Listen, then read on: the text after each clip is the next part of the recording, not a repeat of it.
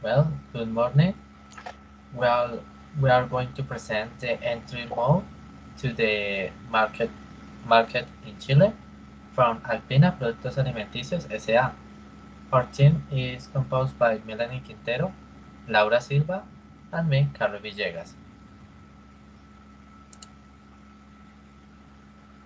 Well, in a first part, the Republic of Chile is located in the southwest of South America, bordering Argentina, Peru, Bolivia, and Antarctica. Given its location on the coast of the Pacific Ocean, the country is located as an important point in South American relations with the rest of the world. The country is constituted as a republic, whose head of the state is the President Sebastián Piñera, elected in 2018. During his mandate, the country faced one of the largest mobilizations in its history, which led to a consultation of the change of the constitution, which was expected to begin with the election of the constituent in this year. Unfortunately, with the situation generated by the COVID-19 pandemic, it was postponed, generating uncertainty within citizens. Added to this is the uncertainty due to the increase in COVID-19 infections, which once again placed restrictions on people and companies, further aggravating discontent and mistrust in the government. Despite this, the country is ranked as one of the few democracies in the region, and according to organizations, will be addressed in the next part of the report, trust in institutions and general public is about average. Next. Well, regarding to the political system and structure, the Republic of Chile is an unitary democratic and presidential state, in which the head of the state is Sebastián Piñera, belonging to the Vamos Chile coalition. Due to the reform to the Constitution of 2005, the presidential term was reduced to 4 years. Regarding to other state institutions, we can say that the National Congress has two chambers, a Senate and a Chamber of Deputies. And in the judicial branch is responsibility for the administration of justice. The highest court of this is the Supreme Court, made up of 21 members. Well, to stability of government, Chile is part of the few democracies of the region according to the Democracy Index 2020, which placed in the 70th place worldwide and the region as the second, with an overall score of 8.28 points, only surpassed by Uruguay. This contrasts with the country's situation in May 2019 and early 2020, before the pandemic, where after a series of social unrest, the Chilean government agreed to vote on whether to change the constitution, which has its origin in the dictatorship of Augusto Pinochet. Thi- This has allowed the political risk to decrease and general confidence in the public. In this regard, we can see how the favoring rewrite Chilean constitution was approved in October, with an 78% of the votes. Yes. Well, to the future political risk, given the restriction imposed by the government to the COVID-19, the election to elect the constituents were postponed. This, this has caused the population to doubt the will of the government to change this, which may generate a new social upheaval such as those experienced in 2019, in addition to saturating medical capacity due to the contagion that this might generate. In short, this will imply that businesses have to close and might be affected by acts of vandalism unrelated to social protests, which will end up having an impact on the financial rating of the country. We can observe this in the rise of the price of the dollar, the devaluation of the Chilean peso, and the reduction of cut of foreign investment. And finally, to the Bribery and Corruption Risk Index, according to International Transparency, Chile has improved its position in the Corruption Perception Index compared to previous year. advancing one position per year since 2018. This has led to it being ranked 25 by 2020 with a score of 67. To understand this data, we must understand that the score are based on the fact that 0 means that there is high corruption. At 100, the phenomenon doesn't occur.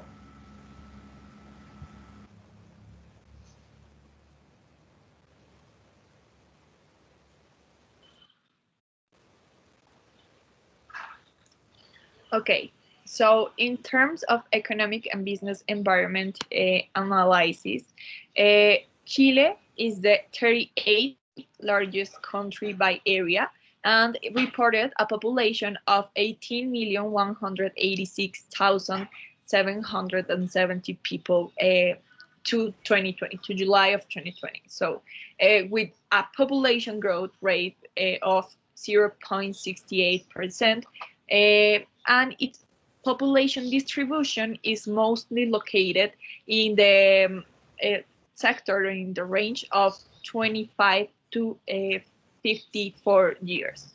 So it is a really young and adult society. And also Chile's urban population is 86.7% of its total population. So much of the population of Chile is concentrated in the Santiago metropolis, which is also the most densely populated region in the country.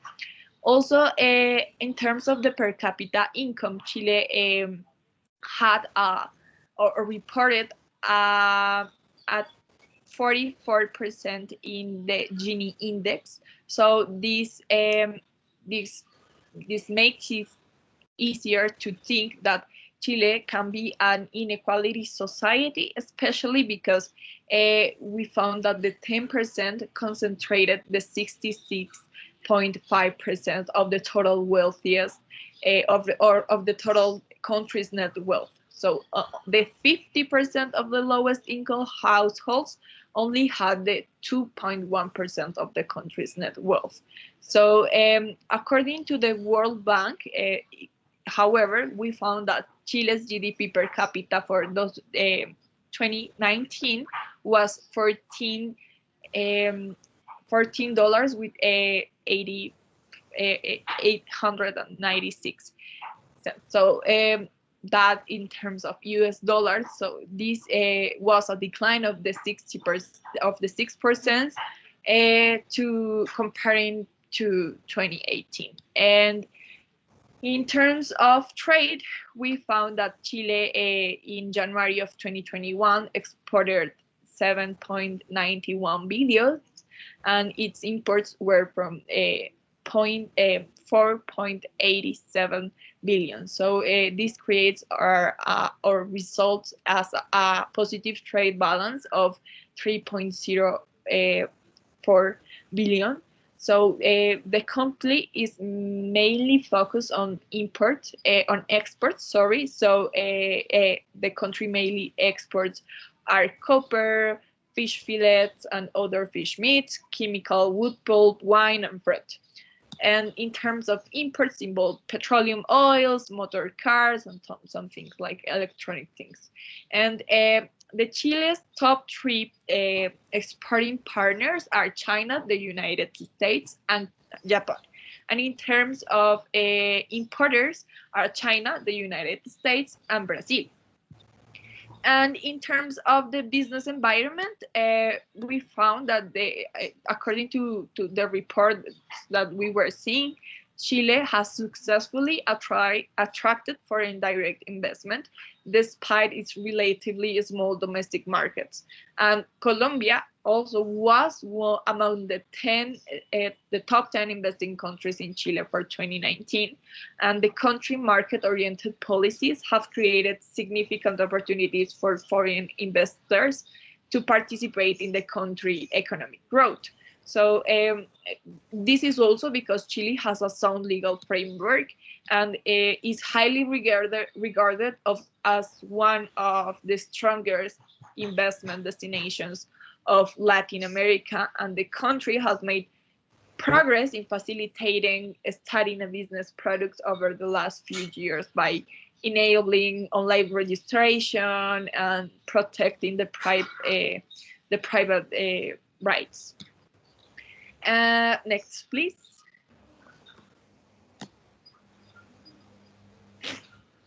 In terms of the inflation level, we found that the inflation rate in Chile rose to 3.3% in April of 2021 from 2.1% in the previous month. And right now, 1 Chilean peso is equal to 0.0014 US dollars. So all Chilean financial assets are showing very negative dynamics after the electoral defeat of the center-right parties. So this is a sign that the risk of devaluation of the Chilean peso are high and are closely related to the political stability of the country.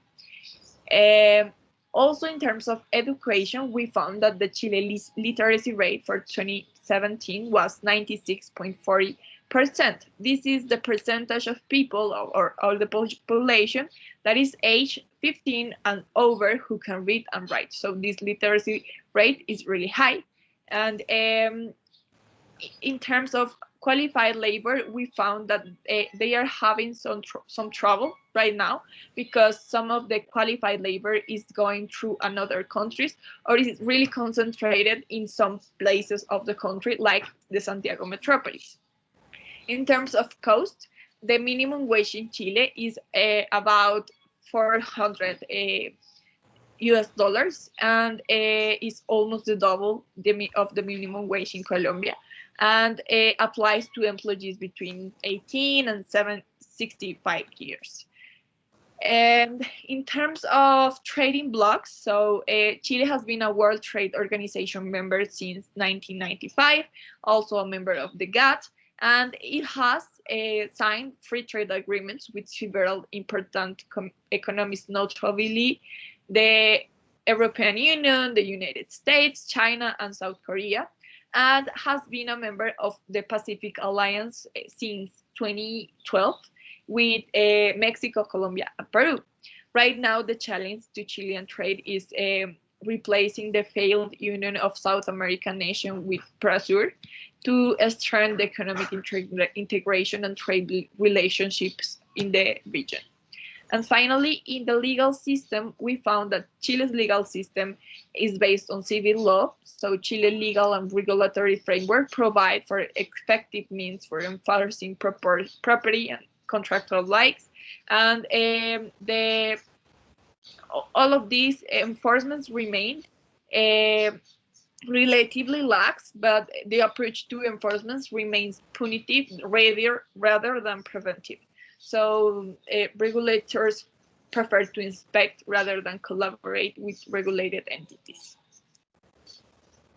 Well, Chile presents great market opportunities to expand the distribution of Alpina products, especially cheeses, since it is the product derived from milk that Chile imports the most, thus being Gouda cheese, fresh cream cheese, and mozzarella the most consumed in the country, which is favorable since Alpina offers these products.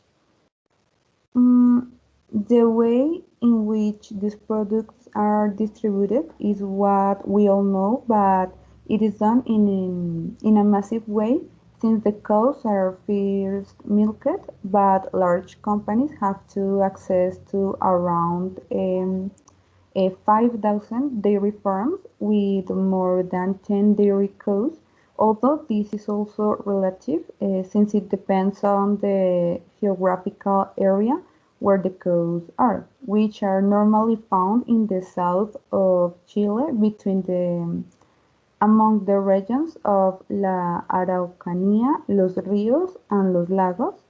In addition, the volume of raw milk that is delivered to the processing plants varies depending on the production capacity that each producer may have, and therefore the size and quality of the herd of cows for milking, as might be expected depending on the size of the herd and other productive actors, such as the technology used in milking, the type of practices used, and access to information. Dairy products will have different capacities to produce raw milk with the with that supply the plants. For example, according to industry estimates, there will be a segment of products considered small, with herds with less than 50 dairy cows and with a maximum production capacity of 2,800 liters per cow, of medium producers with herds of between 50 and 2,090 dairy cows and with a maximum production capacity of 5,500 liters per cow, and from large producers with 300 dairy cows or more with a maximum production capacity of 8,500 liters per cow. Well, after this, the milk is delivered directly to the dairy plants, in which the raw milk is processed to obtain their respective derivatives, such as milk, cheese, yogurt, etc. Then the products that are already made are delivered through distribution channels such as supermarkets, the traditional one, that is neighborhood stores, retailers, and the HoReCa channel, which are hotels, restaurants, and cafeterias. In Chile, the main channel for distributing dairy products are supermarkets, since 76% of these products are purchased by customers through this medium. Um, Similarly, the advertising medium that companies use the most to promote their products are digital media and open television.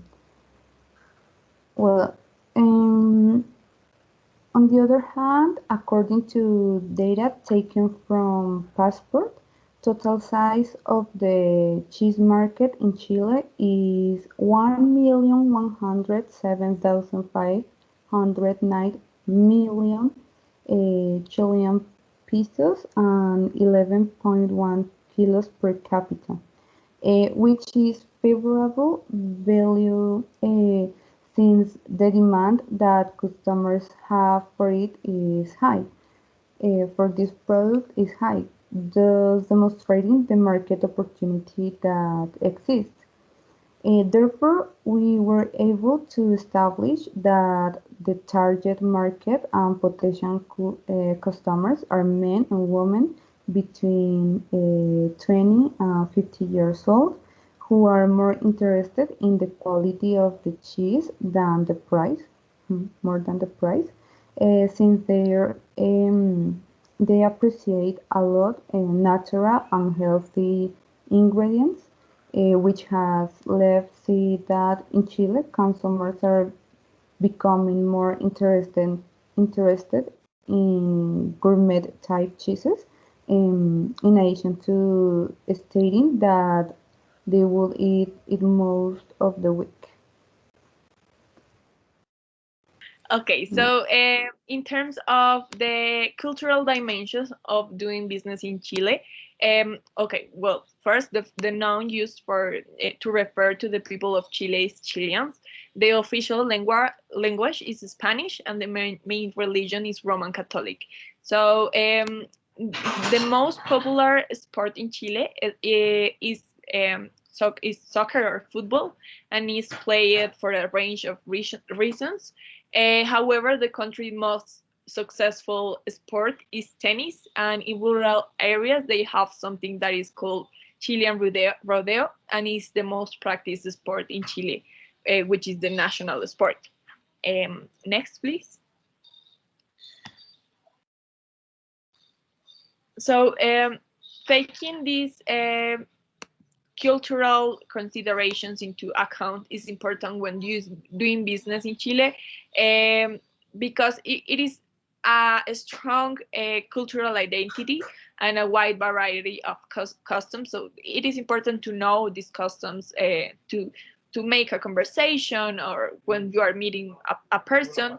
And some of the things that we found is that souvenirs are a good gift if you want to give a gift in a business meeting. Office supplies such as pens or USB sticks. USB sticks are gifts that can be commonly be received as a token of appreciation, but they do not like to receive like expensive gifts because it can be taken that like something that is illegal or coercion in some business. Another thing is that it is important to take into account the special dates for doing business because they have holidays and they have vacations. So you have to know when to do the business. Also, punctuality is something that they really value, but even if you are like 15 minutes late, or you can have a 15-minute wait without any inconvenience. And Chilean people are usually considered like friendly and cordial, especially when doing business. They also fulfill their obligation within the established working hours, and they really value the use of Spanish to do business. It is really highly valued. So in addition to this, they dress soberly and elegantly, and they have like simplicity and discretion. And you have to take into account that the climate may vary between regions, so you have to dress accordingly. Next, please.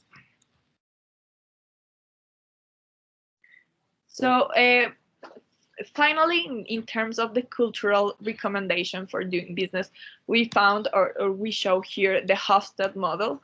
So here we found that in terms of power distance, there is a hierarchical social structure and fairly rigid social classes in Chile, where it's common for those in power to have privilege. So in Colombia, it's a little bit more, but we are like pretty similar in this dimension.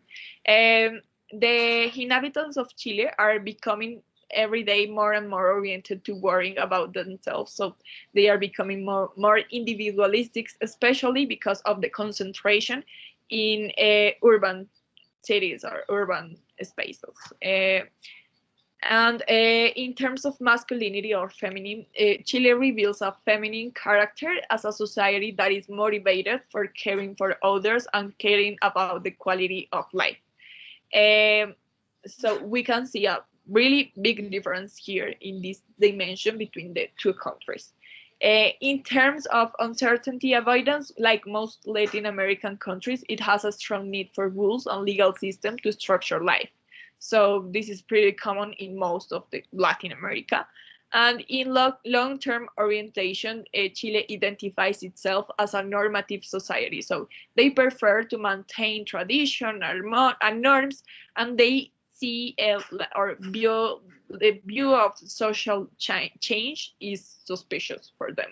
So they prefer to get to the traditions. And finally, in terms of indulgence, Chile is a relatively indulgent culture. This means that people have the desire to enjoy life and have fun, and they have a positive and optimistic attitude. So they give a really big importance to free time and acting and spending money as they wish. Well, related to the monkey entry mode, Chile is one of the best qualified countries in Latin America region to start a company, according to the Doing Business 2020, due to its economic policy that ends up attracting investors from all over the world, such as capital transparency, its legal security, its low level of risk, infrastructure, etc. In this sense, according to Invest Chile, inflows of FDI remain positive to the first half of 2020, despite the COVID-19 crisis, which negatively impacted both global trade and investment. Therefore, given the information, the most recommended entry mode, given the COVID-19 situation and the expectation by the constituent, is greenfield venture. This can become complex and expensive, but it will give the company maximum control in any situation that may be affect the company in the country and has the potential of providing higher than average returns, thus remaining control of all operations. In addition to establishing a closer relation with the national client, since the company will have to acquire knowledge and expertise of the market by hiring national from the host country. Next, and the case studies, we can see that the first one is the Colombian fast discount store and coffee shop operator Rapper Group, known as Justo y Bueno, has taken over the Chilean small supermarket operator Herbie. From an undisclosed sum, various local media reported the buyer revealed plans for the acquisition a few months ago as the transaction part of its regional expansion plan, marking into the Chilean market. The deal is also aligned with Justo y Bueno goals of becoming the largest discount supermarket chain in Latin America. On the other hand, the US-based and Latin American-focused payment process startup Cuskin Pagos has acquired Chilean fintech startup QEO for an undisclosed amount, various news portals reported. The purchase will allow Cuskin's significant expansion in Chile, which is the market with the largest demand for digital solutions in Latin America, according to various reports.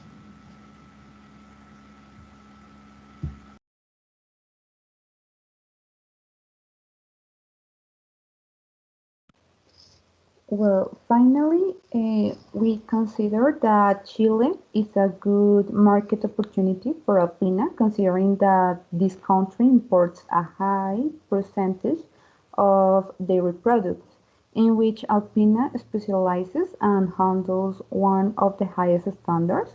In addition, it has been observed that the market for cheeses and dairy has had an expansion and growth in recent years in that country.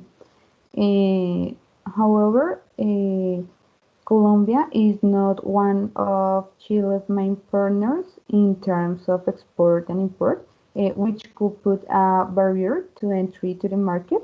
But in the same way, promoting this expansion will help strengthen ties between the countries and thus promote economy of this.